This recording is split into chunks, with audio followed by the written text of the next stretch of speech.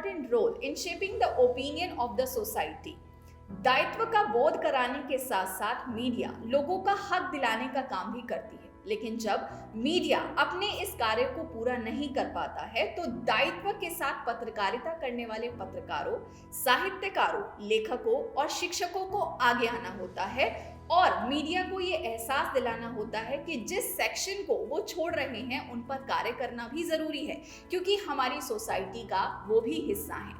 ऐसे ही एक टॉपिक पर एक पुस्तक जो है वो आई है जिसका नाम है Indian media and hijras, the paradox of identity. ये एक ऐसी बुक है जिसमें किन्नर, हिजरास, जिन्हें ट्रांसजेंडर्स कहा जाता है, उस पर बात की गई है और बहुत कुछ इस बुक में जानने के लिए आपको मिलेगा। और आज के हमारे एपिसोड मीडिया विमर्श में इसी के ऊपर हम बातचीत करेंगे। मैं हूं आपके साथ प्रीति और इस बुक के लेखक प्रोफेसर डॉक्टर नीरज करण सिंह और डॉक्टर मुदस्सिर सुल्तान हमारे साथ विमर्श करने के लिए स्टूडियो में मौजूद हैं। सर, आपका बहुत बहुत स्वागत है हमारे इस प्रोग्राम में। बहुत धन्यवाद। सर, जैसे कि इस बुक को हम पढ़ते हैं, जितना मैं इस बुक को समझ पाई तो इसमें ट्रांसजेंडर्स के बारे में बहुत कुछ डिटेल में जानने के लिए मिलता है।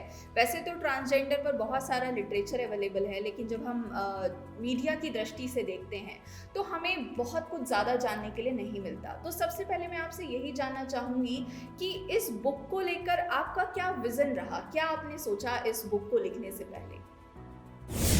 देखिए प्रीति जी, ये एक ऐसा वर्नेबल ग्रुप है जिसके बारे में बहुत रेयर बात हुई, और जितनी बात हुई उसने एक अलग तरह की इमेज पोर्ट्रे की। जब मैं मेन स्ट्रीम मुख्यधारा की पत्रकारिता में कार्य कर रहा था तो एक घटना घटी, और वो घटना दिल्ली के पहाड़गंज इलाके के आसपास की थी। और उस घटना ने एक विद्यार्थी होते हुए, पत्रकारिता का विद्यार्थी होते हुए, संचार का विद्यार्थी होते हुए मेरे जहन में एक प्रभाव डाला कि आखिर ये कैसा हुआ। मैं आपको थोड़ी सी घटना का रूपरेखा बताता हूँ, उसके बाद में आगे आप क्या रहा उसके बारे में बताऊँ। एक पहाड़गंज के इलाके में, दिल्ली के इलाके में एक खबर छपी समाचार पत्र में कि हैप्पी नाम का एक लड़का, उसको किन्नर बना दिया गया था और उसके बाद में उसकी मौत हो गई। कुछ मुकदमेबाजियां हुई, FIR भी दर्ज हुई, कोई डॉक्टर भी था उसमें इन्वॉल्व, कोई गैंग भी था उसमें इन्वॉल्व, कुछ किन्नर ग्रुप भी थे उसमें इन्वॉल्व।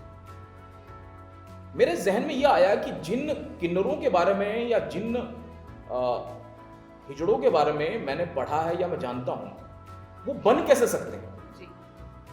तो यहां से एक जहन में, एक पत्रकारिता करने वाले पत्रकार के जहन में सवाल उठता है, और उस सवाल का जवाब तलाशते हुए मैं एक स्टिंग ऑपरेशन और एक इन्वेस्टिगेटिव खोजी पत्रकारिता के तौर पर मैं जो ना आगे बढ़ना शुरू किया। तो मैंने पाया कि एक अलग तरह का डिस्क्रिमिनेशन भी था और एक अलग तरह का गैंग भी था, जिसको मैंने अपनी स्टोरी में एक्सपोज किया। लेकिन ये बात यहीं रुकती नहीं है।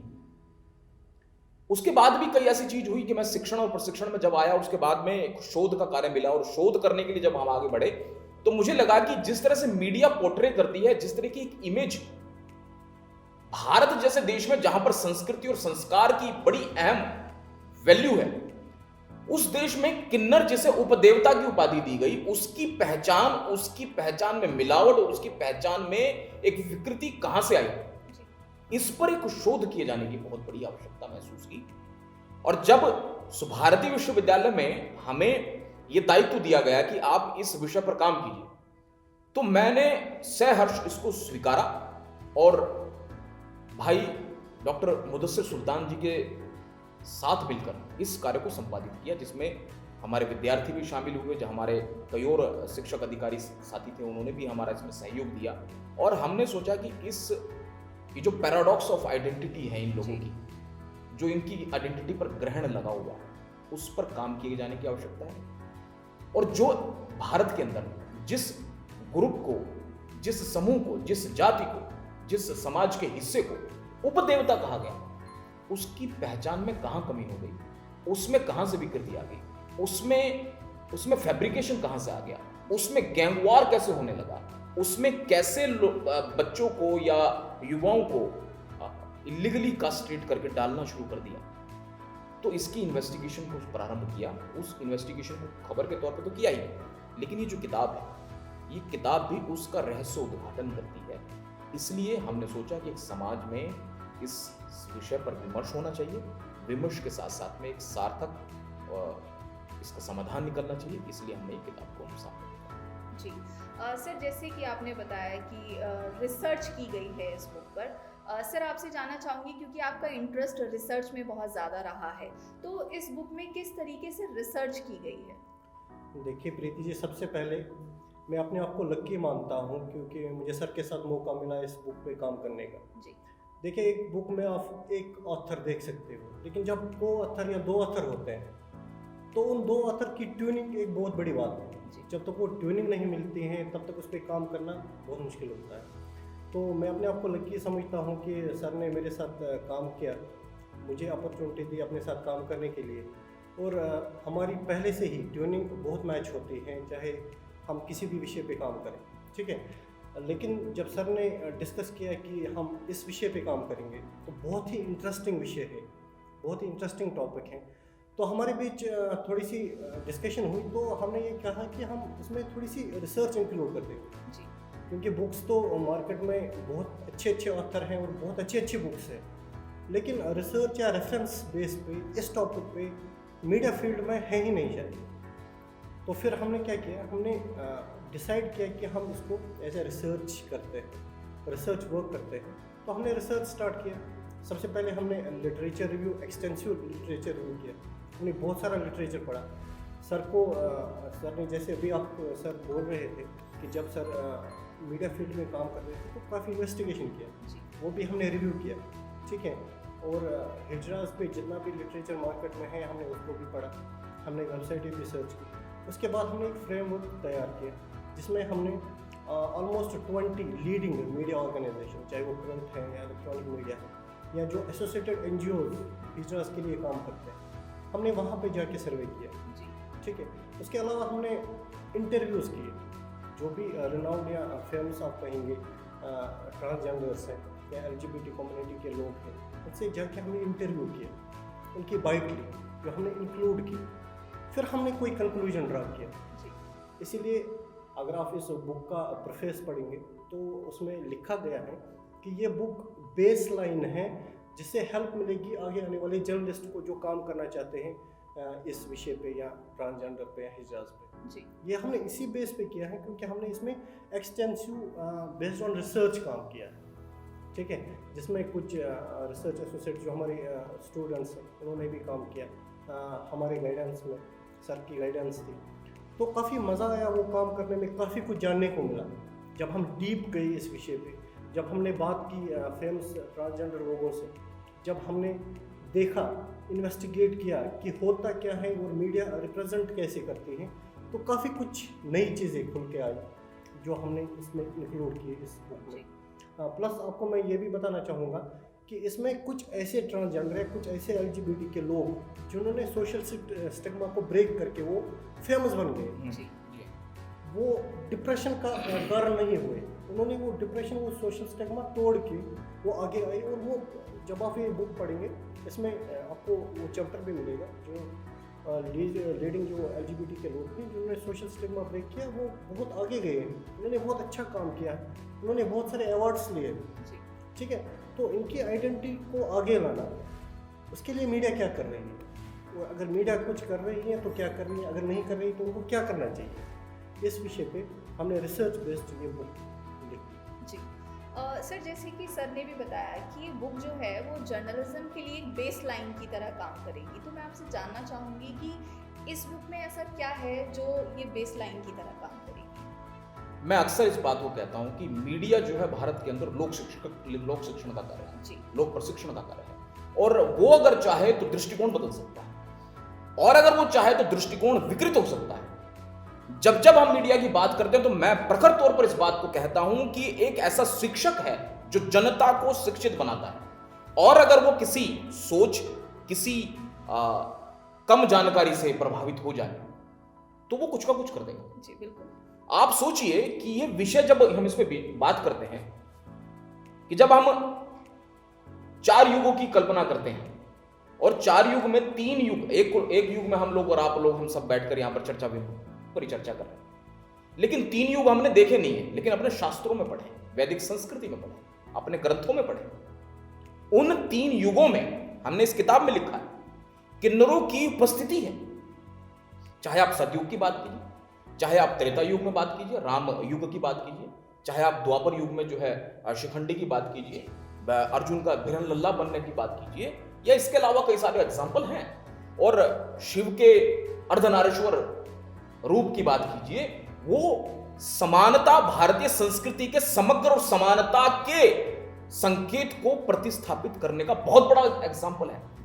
तो जिस देश में अर्धनारीश्वर की बात है, जिस देश में एक शिखंडी राजा है, जिस देश में अर्जुन जैसे धनुर्धर को भिरन लल्ला बनना पड़ता है, उसमें ये विकृति कहां है, कहां पर कमी रही? और जिसके वैदिक ग्रंथों में उपदेवता कहा गया, यक्ष को, गंधर्व को, किन्नर को, वो उपदेवता कहां पर खो गया? आज भी भारतीय संस्कृति में उनको देखने, उनके आशीर्वाद लेने से यह माना जाता है कि सारे ग्रह खत्म हो जाते हैं, ग्रह कट जाते हैं। तो क्या हुआ? मैं मानता हूं कि इसमें शोध में हमने लिखा, मैं मानता हूं कि जैसे ही आक्रांताओं का या बाहर की साम्राज्यवादी ताकतों का भारत की संस्कृति पर जिस तरह से प्रभाव पड़ा है, उस प्रभाव ने बहुत ज्यादा इसको विकृत किया है। इससे पहले ये किन्नर थे जी। लेकिन जैसे ही मुगल काल में आप आते हैं तो इनको एक नया नाम दे दिया गया, हिजड़ा। और हिजड़े का मतलब है पृथक समाज। हिज्र शब्द से बनाइए, हिज्र का मतलब है एक पृथक समाज, जो समाज है उससे कुछ अलग तरह का समाज। वहां से यहां पर आप देखिए ये अलग तरह के शब्द गढ़ना शुरू किया गया। और उस वक्त में मुगल काल में ये क्यों इनको नया नाम दिया गया, ये क्यों एग्जिस्ट करते थे या किस रूप में एग्जिस्ट करते थे, उसके बाद बताओ। दरअसल राजाओं के हर्म हुआ करते थे। वो राजाओं के हर्म जो है वहां पर उनकी रानियां, उनकी बेगमें रहा करती थी। और उन रानियों का संरक्षण या उनकी सेवा या उनकी सिक्योरिटी कुछ ऐसे लोग किया करते थे जिन्हें उस वक्त में खुसरे भी कहा गया, ठीक है, हिजड़ा कहा गया। वे लोग किया करते थे जिनमें पुरुषत्व नहीं था, ताकि उनकी रानियां संरक्षित रहे, सुरक्षित रहे। वहां से हिजड़ा शब्द जुड़ता है। जब तक वो मुगल काल रहा, उसके बाद में जब अंग्रेजों का शासन आता है, और अंग्रेजों के शासन में एक नया शब्द आ गया, ट्रांसजेंडर। मतलब जो व्यक्ति जिस जेंडर में जन्म लिया था उससे बदल गया, इसका मतलब ट्रांस हो गया, बदल गया। मतलब मेल है, आप इसको देखिए कैसे समझेंगे आप। मेल है, फीमेल बना, और फीमेल बनकर मेल में उसका इंटरेस्ट हुआ। यह हमारी संस्कृति नहीं है। फीमेल है, मेल बना, मेल बनने के बाद में फीमेल में इंटरेस्ट हुआ, तो इसे क्या कहेंगे? MFM और FMF, ट्रांसजेंडर, LGBT। ये शब्द ऐसा नहीं था कि समाज में इससे पहले ऐसे ग्रुप नहीं थे, लेकिन स्वीकारोक्ति थी, समाज में उनकी स्वीकारोक्ति थी।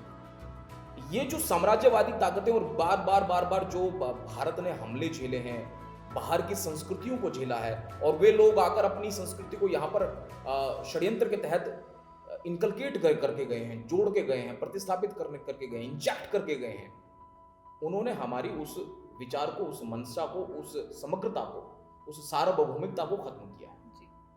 और ऐसा होने के बाद में मीडिया ने अपने दायित्व को क्षण भंग कर दिया। आप देखिए, जितने भी आप कहानियां देखिए जिनके ऊपर सिनेमा बनी है, जो फिल्में बनी है, उन फिल्मों को देखिए आप, मजलूम सा दिखाई देगा कोई किन्नर। उसके बाद में जब नई मीडिया आती है, कहीं ना कहीं उसमें थोड़ी सी उनके बात कहने का मंच मिलता है, उनको एक शक्ति मिलती है। लेकिन किन्नर शब्द गुम गया। टोटल संख्या था, अगर किन्नरों की संख्या की बात करें तो टोटल संख्या था केवल 5% ऐसे लोग हैं जो सही में किन्नर हैं, या नाम देते हिजड़ा है, या नाम देते ट्रांसजेंडर। 95% को जबरदस्ती फैब्रिकेटेड या स्वतः बने। लेकिन वो भी स्वीकार भारत में किए गए हैं, उनकी भी स्वीकारोक्ति है, और जब वो स्वीकारोक्ति है तो उनको उसी तरीके से पोर्ट्रे किए जाने की भी आवश्यकता है, उनकी आइडेंटिटी क्राइसिस ना हो। जब मैं हेमंत की बात करता हूं तो मेरे रोंगटे खड़े हो जाते हैं, क्योंकि हेमंत को हेमा बनाते हैं। मेरी डॉक्यूमेंट्री ये कहती है ये किन्नरों की दुनिया है, ऐसे इंसानों की दुनिया जो अधूरे एहसास का गम लिए सारी जिंदगी नाचने गाने को मजबूर है। ये जमात है ऐसे इंसानों की जो पेट की खातिर हर दहलीज पर दस्तक देता है, खुशियां बांटता है। उसकी खुशियां कहां हैं? उसकी खुशियों की बात कौन करेगा? और जबकि देखिए ये हमारा पूरा की पूरी संस्कृति जो है वो समग्रता की है, रही है, और संविधान भी समग्रता की बात करता है। वो भी किसी लिंग भेद या किसी जाति भेद या रंग भेद के आधार पर डिस्क्रिमिनेशन की बात नहीं करता। कम से कम हमें उसको मानना चाहिए। अगर हम किसी वैदिक विचार की बात नहीं कर रहे हैं तो कम से कम हमारे पास में जो एक हमारे राष्ट्र मनीषियों ने, राष्ट्रपितरों ने जो संविधान लिखा है हमारे समक्ष, उसको हमें मानना चाहिए, जिसमें समग्रता की बात है, जिसमें बात है कि हम सब समरस समाज का हिस्सा है। तो कम से कम मीडिया को वो मानना चाहिए। तो मीडिया उनको उसी तरीके से गैंगस्टर के तौर पर ना दिखाए, मीडिया उनके हक की बात करे, मीडिया उनके कॉन्स्टिट्यूशनल राइट है उनकी बात करे, ठीक है। मीडिया उनकी, जब आप देखिए कंटेंट, जब आप इसका देखेंगे इस किताब का, जब हमने इसका चैप्टराइजेशन किया तो उसमें आपको समग्रता दिखाई देगी। ऐसा नहीं है कि हमने सिर्फ कोई एक बात की और उसके बाद में उस पर विमर्श लिखा और उसके बाद में खत्म कर दिया। आप देखिए ना, जब हम पहला चैप्टर पढ़ते हैं तो हिजरास एंड देयर हिस्ट्री की बात, और ये हिस्ट्री कोई मॉडर्न हिस्ट्री की बात नहीं है। ये हिस्ट्री जो है वैदिक काल की हिस्ट्री से, इनके जन्म से है, वहां से हिस्ट्री की बात। और फिर थोड़ा सा मैं आपको ऐड करना चाहूँगा। हाँ, इसमें हमने ऑथर जो सर खुद हैं, इनके चाइल्डहुड की जो एपिसोड इनके साथ हुए, जो उन्होंने आंखों से देखा है, हाँ, वो भी ऐड किए हुए हैं। जब इसका आप कंक्लूजन वाला पेज पढ़ेंगे तो उसमें जो घटनाएं सर के आंखों के सामने हुई हैं, वहाँ से हमने स्टार्ट किया है। दैट मीन्स ये हिस्ट्री जो है, ये आंखों देखी हिस्ट्री भी है, प्लस जो हमने एक्सटेंसिव लिटरेचर रिव्यू किया वो हिस्ट्री है, और वैदिक काल से जो सर बता रहे हैं आपको वो हिस्ट्री है इसके अंदर। और हिस्ट्री के बाद में हमने ये बताया कि किस तरह के भारत के अंदर किस तरह के टाइप्स हैं हिजड़ास, वो बताया, टाइप्स, प्रकार भी बताया, क्योंकि जब तक हम प्रकार नहीं समझेंगे तो इनमें अलग अलग क्या दायित्व हो सकते हैं उनको हम रेखांकित नहीं कर सकते। अलग अलग ग्रुप के क्या किस तरह की उनको आइडेंटिटी क्राइसिस है, ये रेखांकित नहीं कर सकते, इसलिए टाइप्स भी। उसके बाद में सोशो इकोनॉमिक कंडीशन क्या है, किन्नरों की क्या है, वो सोशो इकोनॉमिक जो एक पहचान देने का काम करती है, इसलिए ये इंपॉर्टेंट चैप्टर है। उसके बाद में है कि कॉन्स्टिट्यूशनल राइट्स क्या है, कि हमारा संविधान जो है हिजड़ास के लिए या इस तरह के ग्रुप के लिए क्या कहता है, उसकी जिक्र है। उसके बाद में आप बात करेंगे media representation and recognition of hijras क्या है। ऐसे कई सारे किन्नर ग्रुप हैं या व्यक्ति हैं जो आज भी मीडिया में काम कर रहे हैं, उनकी पॉजिटिविटी कहाँ है, उनको दिखाने की आवश्यकता, उनको समग्र तौर पर स्वीकार करने की आवश्यकता है।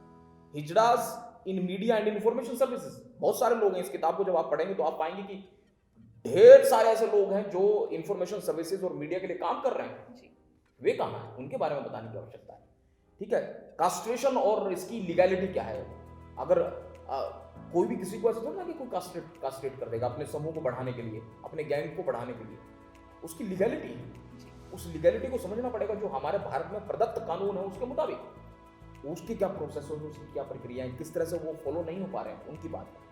ऑर्गेनाइजेशंस कौन से हैं जो इनके, संगठन कौन से हैं जो इनके लिए, या भारत सरकार के कौन से संगठन है जो इनके रिहैबिलिटेशन के लिए, इनके विकास के लिए, इनके डेवलपमेंट के लिए काम कर रहे हैं, उनकी पूर्ण जानकारी है। Famous transgender influencers who break the social stigma, जिन्होंने सामाजिक द्वंद्व को, सामाजिक द्वेष को, या सामाजिक जो उनकी परिचय था, उनकी जो आइडेंटिटी थी, उनको तोड़ते हुए, ब्रेक करते हुए अपनी आइडेंटिटी बनाई है। वैसे एलजीबीटी ग्रुप के कौन से लोग हो सकते हैं, या इन लोगों के लिए काम करने वाले सोशल एक्टिविस्ट जो थे, जिन्होंने उस बैरियर को तोड़कर अपनी पहचान बनाई है, समाज में स्थान हासिल किया है, उनका जिक्र है। फिर उसके बाद में ब्रेकिंग द बैरियर्स है। उसके बाद में द पैराडॉक्स ऑफ आइडेंटिटी। निष्कर्ष के तौर पर अगर आप इस किताब को पढ़ेंगे तो आप पाएंगे कि द पैराडॉक्स ऑफ आइडेंटिटी उस संपूर्ण किताब का एक निचोड़ है जो इसमें हमने शोध कर शामिल करने की कोशिश की। जी। सर, मतलब आपने इतने अच्छे तरीके से बताया, और बुक को पढ़ने के बाद सीरियसली बहुत सारी चीज़ें हमें पता चलती हैं ट्रांसजेंडर ग्रुप्स के बारे में, लेकिन इस बुक को करने के लिए बहुत मेहनत भी लगी है। सर, आपसे जानना चाहूँगी कि किस किस तरह की प्रॉब्लम्स आपको फेस करनी पड़ी इस बुक को मतलब आकार देने में? प्रॉब्लम्स या मैं चैलेंज कह सकता हूँ कि चैलेंज कौन कौन से रही।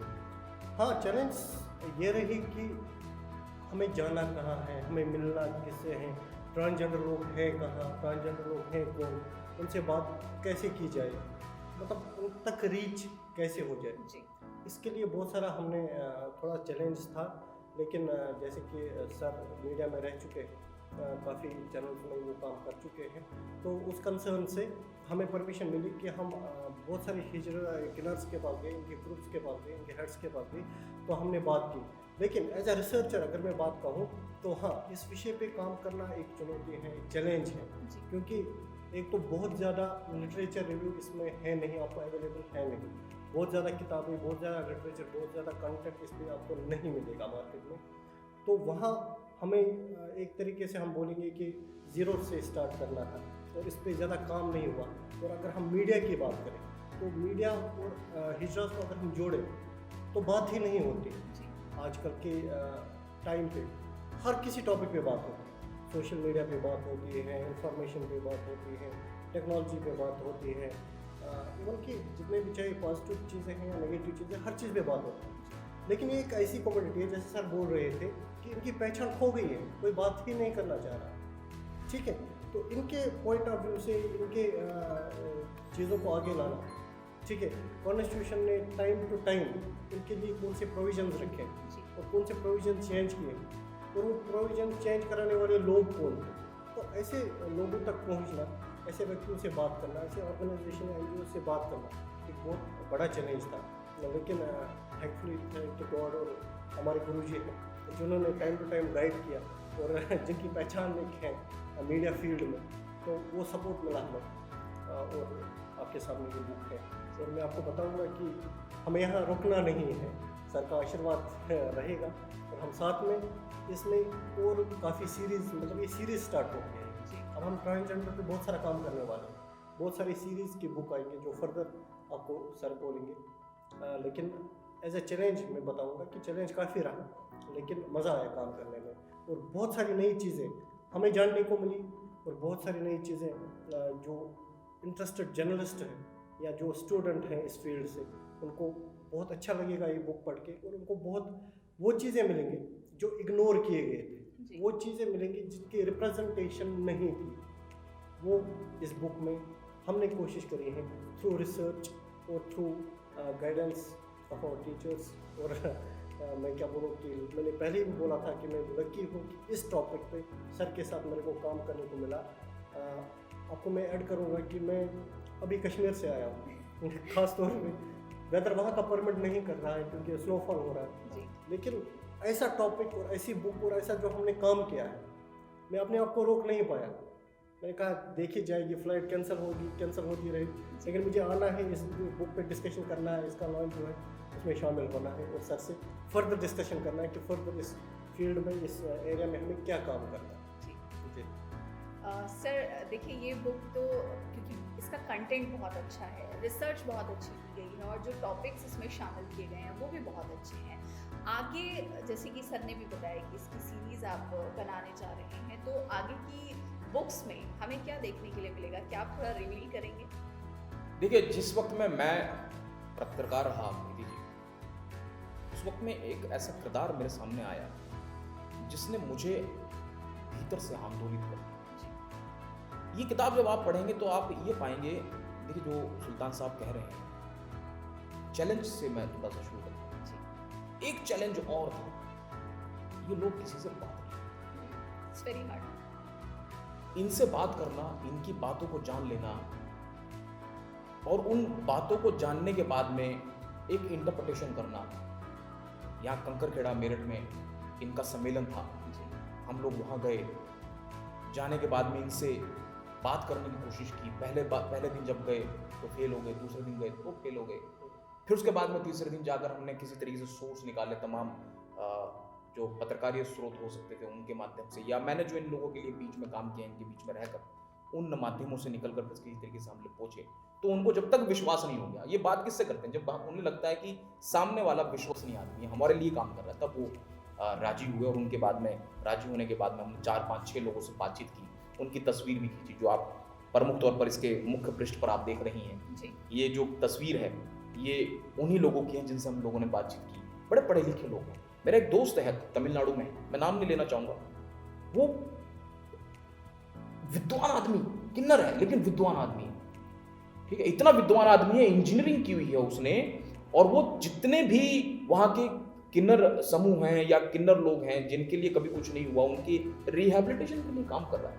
और वो इस बात को कहता है, इस किताब की प्रेरणा वो खुद भी है, वो इस बात को कहता है कि हम तो देव रूप में थे, वो जन्म से विकृत बच्चा रहा है हमेशा, ठीक है ना, उसमें कमी थी कोई, ठीक है, वो किस तरह की कमी हो सकती है आप लोग समझ सकते हैं।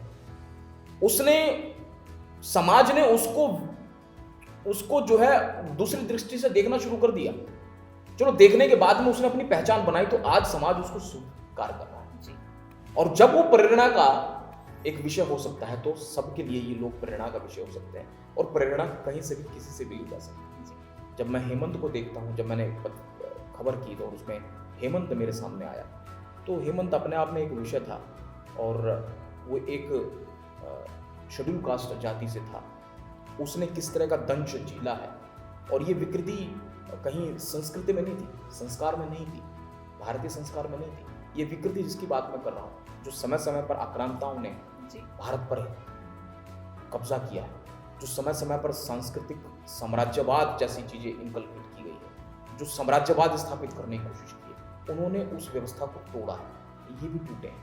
और वो तोड़ने के कारण ही जो है अगली जो किताब होगी, वो मैं मानता हूँ कि मैं कुछ एक इस तरह के किसी समूह पर या इस तरह के किसी व्यक्ति पर लिखना चाहूँगा, जैसे मैं हेमा की बात कर रहा हूँ, हेमंत की बात कर रहा हूँ। तो ऐसी एक किताब पर हम अगली किताब पर काम कर रहे हैं। वो हो सकता थोड़ी सी फिक्शनरी हो, फिक्शनरी ना हो, लेकिन उसकी बायोग्राफी टाइप हो कि आखिर वो व्यक्ति कैसा था, क्या किया उसने। वो अपने आप में संपूर्ण है, अभी मैं रिवील नहीं कर पा रहा हूँ, लेकिन उसकी वो एक ऐसा सामाजिक दंश से निकला, उसके बाद में उसके जीवन के साथ में क्या हुआ, कैसे खत्म हो गया वो, उस पर संपूर्ण किताब रही। तो वो एक किताब होगी। उसके बाद में हम इस पर एक डॉक्यूमेंट्री बनाने की भी कोशिश करेंगे। कुछ और किताबें हमने इसमें प्लान की हुई है, समय समय पर वो आपको ज़रूर रहता है। सर बहुत बहुत शुभकामनाएं आपकी आने वाली पुस्तकों के लिए, और इस बुक के लिए बहुत बहुत बधाई। हम यही उम्मीद करेंगे कि आपकी ये बुक जो है वो सब लोग पढ़ें, क्योंकि इस बुक में बहुत कुछ डिफरेंट कंटेंट है। Thank you so much sir, आपने अपना कीमती समय हमें दिया और इस बुक के बारे में डिस्कस किया। Thank you so much. साधुवाद। हम आगे बढ़ते जाएंगे, हम आगे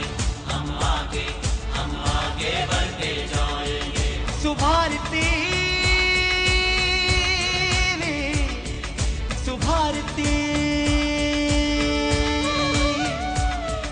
सुभारती